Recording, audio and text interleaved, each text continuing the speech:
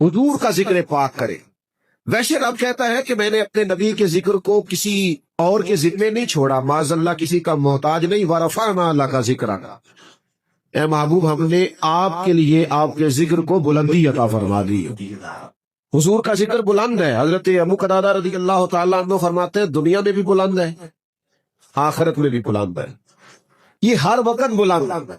अल्लाह ने ना हर जगह अपने महबूब के जिक्र को बुलंदी दी। सारी जिंदगी ला इलाहा इल्लल्लाह कहता रहे कोई, मुसलमान नहीं हो सकता जब तक मोहम्मद रसूलुल्लाह ना कहे सल्लल्लाहु ताला अलैहि वसल्लम। कलमे में भी अल्लाह ने महबूब का जिक्र साथ रखा, आजान में भी साथ रखा, नमाज में भी साथ रखा।